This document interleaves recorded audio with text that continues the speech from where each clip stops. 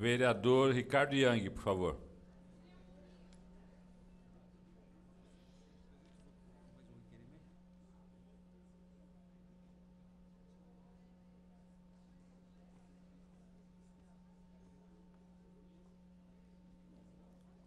Boa tarde a todos vocês que estão na galeria, os movimentos organizados da cidade, Jardim Marajoara, Jardim Jataí e demais movimentos.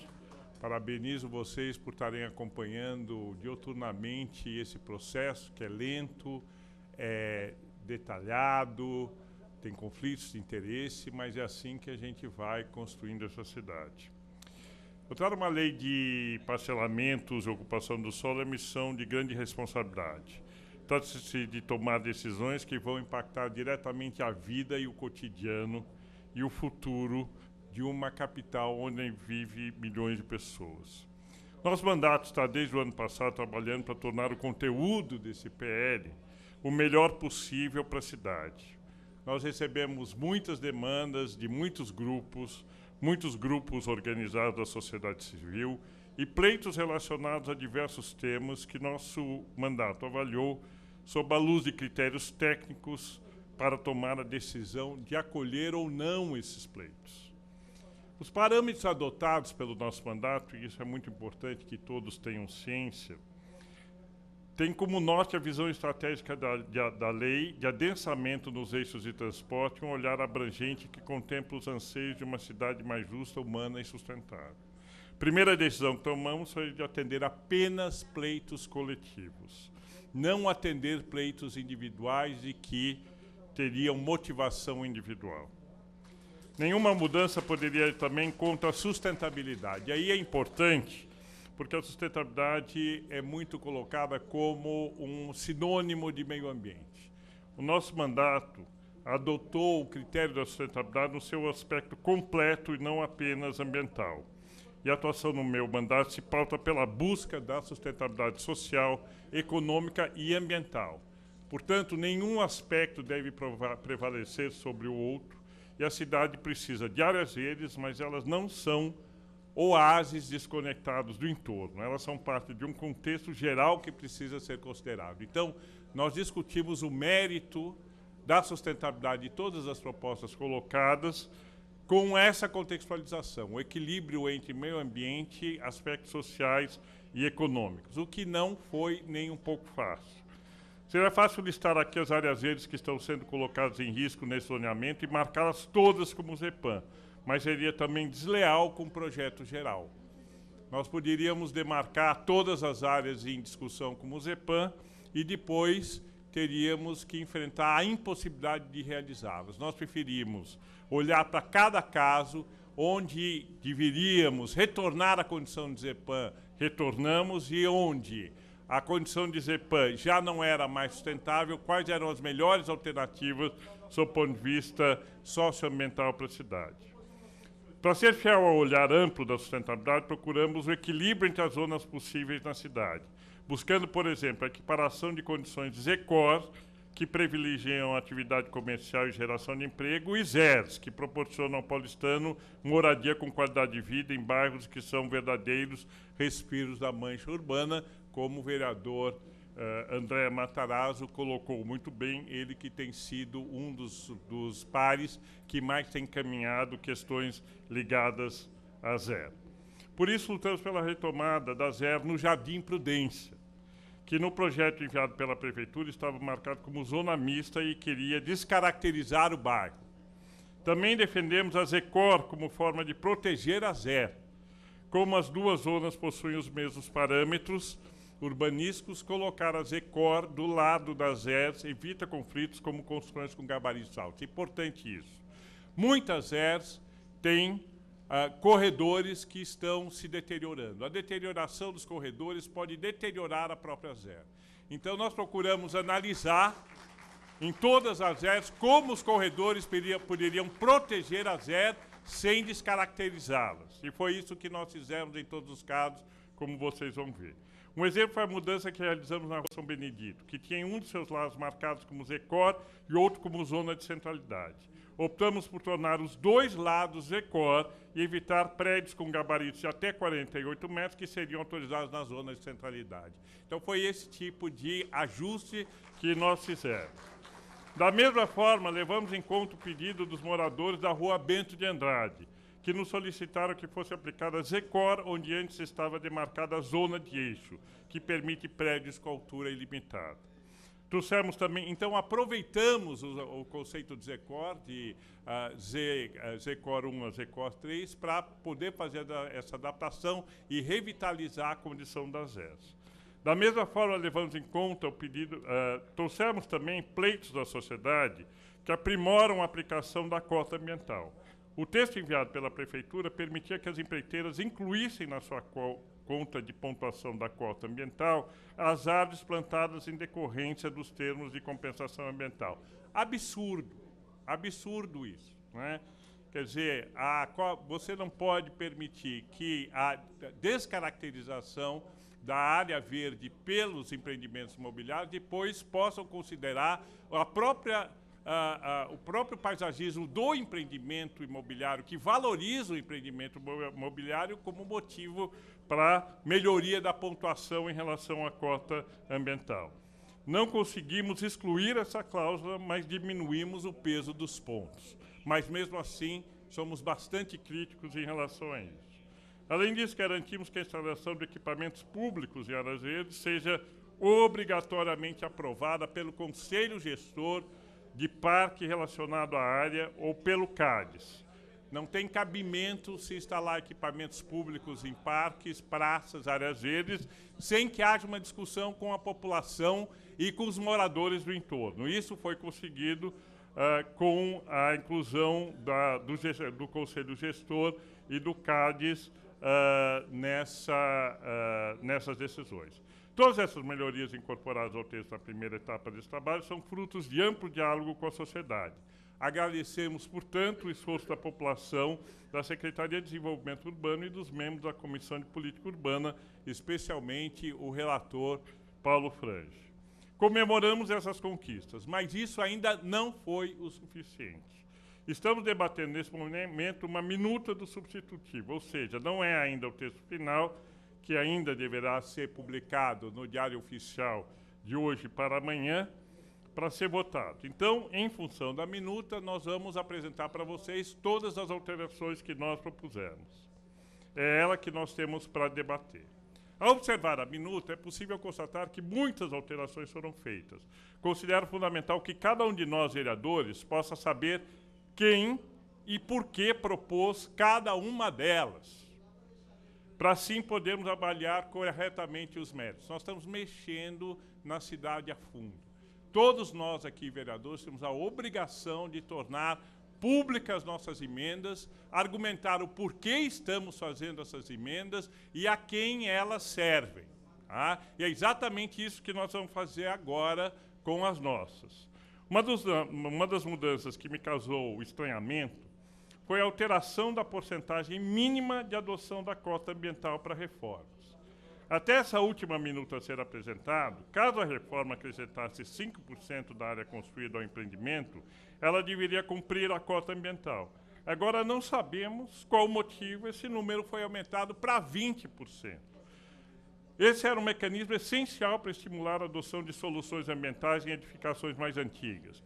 Com essa taxa de 20%, perdemos essa oportunidade. Quer dizer, as reformas das construções mais antigas e principalmente as reformas de retrofit no centro da cidade perdem a condição de serem feitos através de processos construtivos sustentáveis. E isso significa um grande retrocesso, coisa que o substitutivo, o PL inicial, não tinha.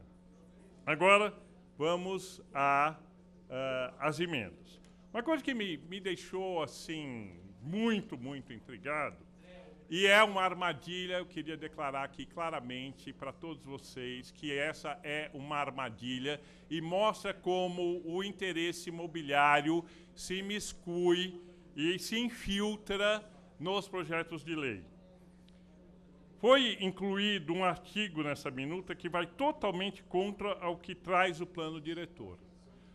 A lei de zoneamento, como todo mundo sabe, deve se adequar ao plano diretor. Esse artigo 173 da minuta vai contra o plano diretor ao liberar em zonas de eixo, num período de 3 anos, a construção de uma vaga de garagem para cada 60 metros quadrados de área construída, computável por unidade. O texto que veio do governo era mais ousado. Em edificações residenciais, vagas de garagem não eram obrigatórias e eram ainda limitadas a uma vaga por unidade residencial. Lembram a ideia do plano diretor, que era adensamento, diminuição de vagas para automóveis, porque os eixos estavam todos perto de transporte. Com essa mudança, dependendo da metragem da unidade, será possível apartamentos com 2 ou mais vagas. A alteração tem prazo determinado, mas os impactos vão além desse período. Vamos colocar nas zonas de eixo, com maior oferta de transporte público, apartamentos para quem já tem 2 carros para colocar na garagem. Se alguém puder, por favor, me explique a lógica disso. Aqui no slide nós podemos ver exatamente qual vai ser a situação. Nós vamos ter o adensamento com uma população moradora menor, que vai exatamente contra o espírito do plano diretor.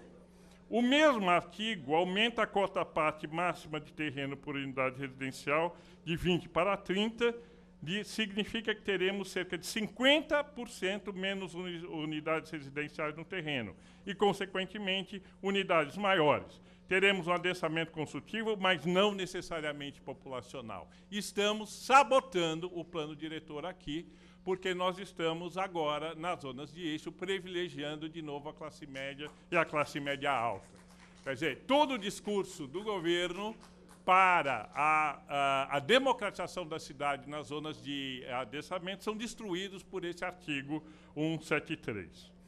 Vamos privilegiar as classes mais altas, que podem pagar por apartamentos com metragens maiores, e jogar no lixo a estratégia de aproximar a moradia do trabalho e da infraestrutura urbana. É incoerente com o plano diretor que nós pactuamos com a população. Isso precisa ficar muito claro. A defesa desse artigo me deixa bastante intrigado e disse que é um artigo anticrise. Agora, anticrise para quem? Me parece um artigo para uma pró-crise urbana futura, porque não ameniza a crise econômica que nós estamos vivendo, e o discurso que essas mudanças reaquecerão o mercado imobiliário são ingênuos, para dizer o mínimo. Na votação do plano diretor, disse aqui nessa tribuna que estávamos tecendo e não fazendo uma colcha de retalhos. Agora olho para esse zoneamento e tenho a sensação de que recebemos do Executivo um tecido, ainda que puído, mas um tecido, e tratamos de transformá-lo em colcha de retalhos que rechaçamos no PDE. Quero fazer um protesto veemente a esse artigo 173. O PDE foi um pacto com a sociedade para uma cidade mais humana, mais inclusiva, mais sustentável. Poucos aspectos foram tão unânimes como o adensamento dos eixos, mas ele precisava do zoneamento para existir. Não vai, infelizmente.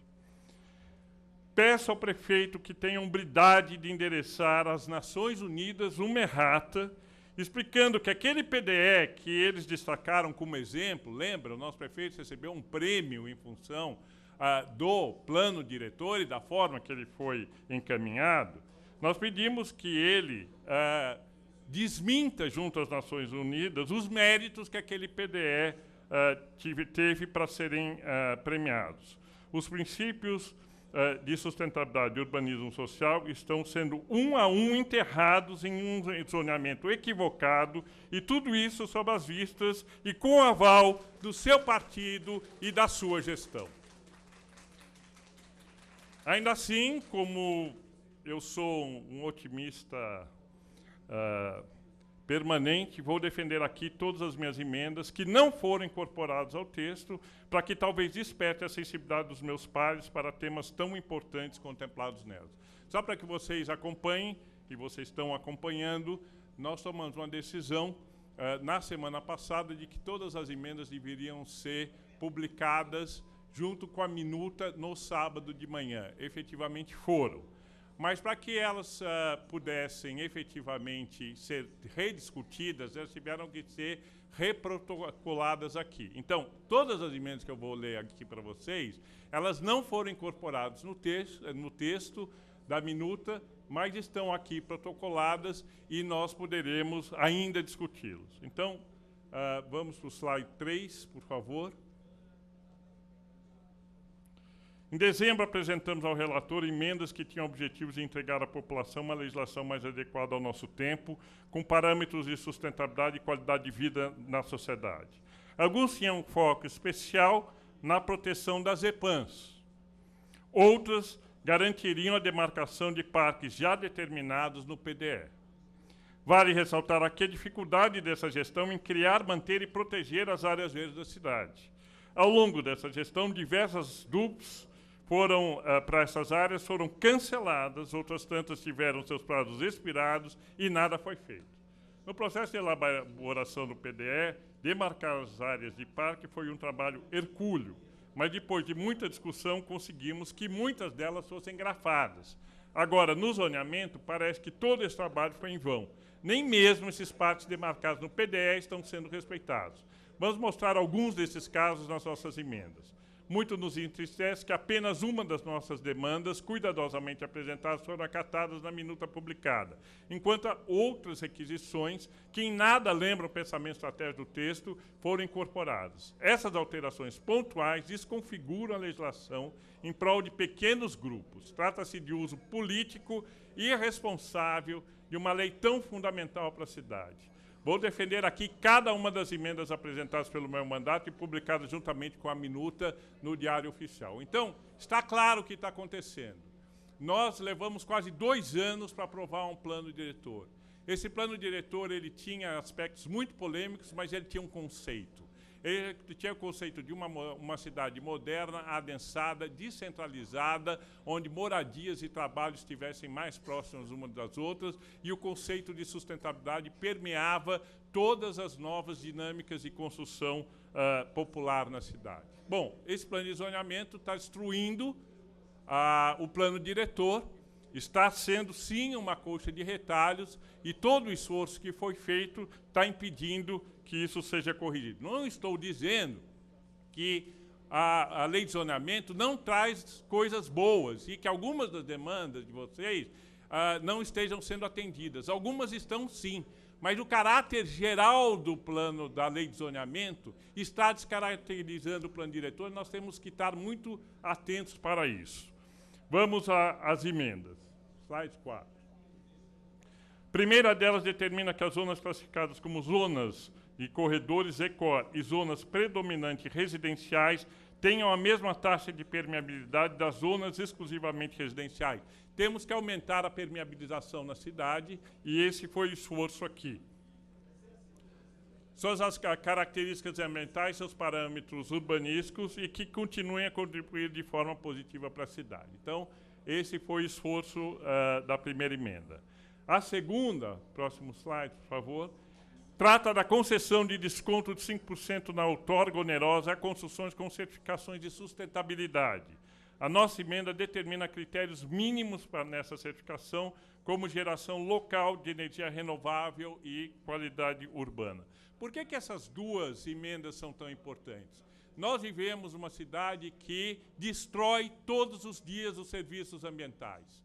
Se nós não regenerarmos os serviços ambientais na cidade, nós vamos nos destruir, como nós vimos com a questão da crise hídrica. Então, nós aproveitamos essas duas emendas para não só influenciar a melhoria da permeabilidade onde há adensamento, como também criar novos modelos, estimular novos modelos do processo construtivo através das certificações.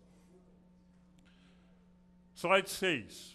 O PDE criou as zonas de eixo de transformação e a lei de zoneamento não determina parâmetros de conforto ambiental satisfatórios para essas áreas.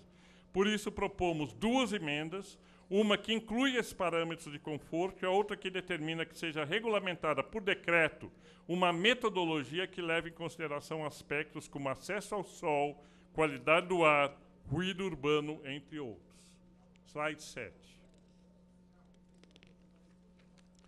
As zonas de proteção ambiental ZEPAM são áreas ambientalmente sensíveis e como essas áreas devem estar localizadas em todas as regiões da cidade, é comum em que, em alguns casos, sejam lindeiras as zonas cujo gabarito seja ilimitado ou muito alto. Um exemplo disso é o Parque da Nascente, prejudicando assim o desenvolvimento da vegetação das áreas de ZEPAM. Por isso, sugerimos que, nesses terrenos, as novas edificações obedeçam ao gabarito de altura máxima de 15 metros, como nós podemos ver aqui na ilustração. A Praça da Nascente é um exemplo típico, é uma praça que foi resgatada e regenerada pela população ali da região da Heitor Penteado e que hoje está ameaçado porque os parâmetros construtivos da área é zona de eixo e vão sombrear o parque completamente e vão destruí-lo.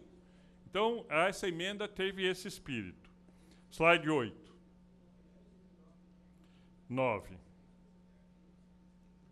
O PDE definiu alguns parques municipais previstos para a cidade. Entre eles está o Parque Cavas de Ouro, no bairro de Perus.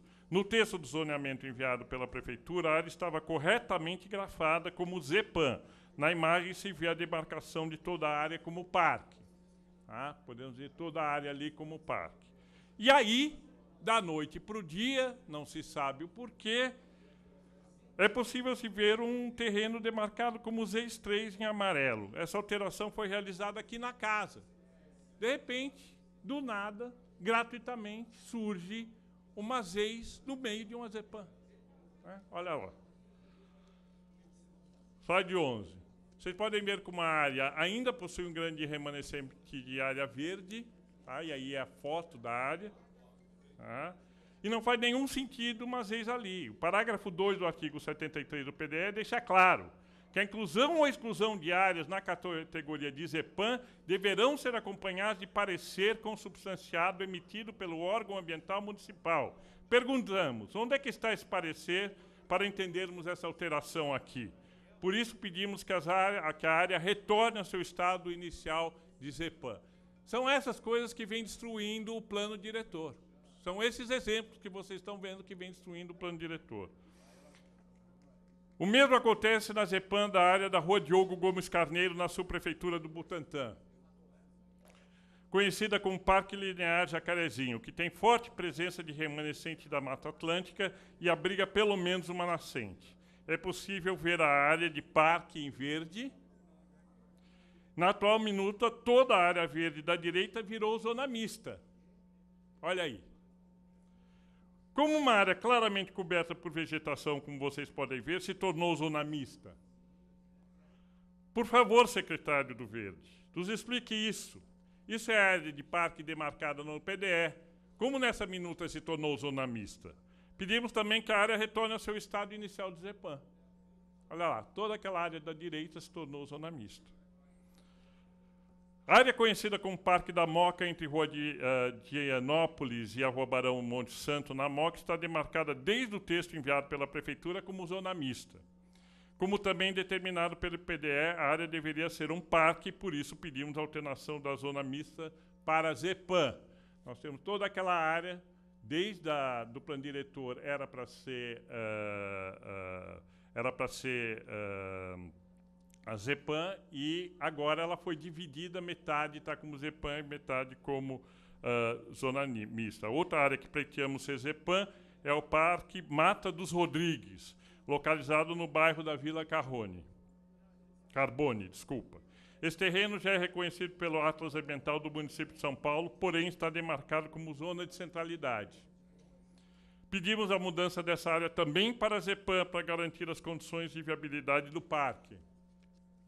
Outra emenda proposta inclui um artigo que proíbe a movimentação... Bom, passou o slide disso. Outra emenda proposta inclui um artigo que proíbe a movimentação de lençol freático na cidade de São Paulo. Em meio à crise hídrica que passamos, devemos ter muito cuidado com esses recursos e cuidar dele com mais atenção, o que não tem sido feito até agora. Quer dizer, não basta termos chegado à conclusão de que São Paulo dissipou de tal forma a sua capacidade de produção de água que ficamos sem água.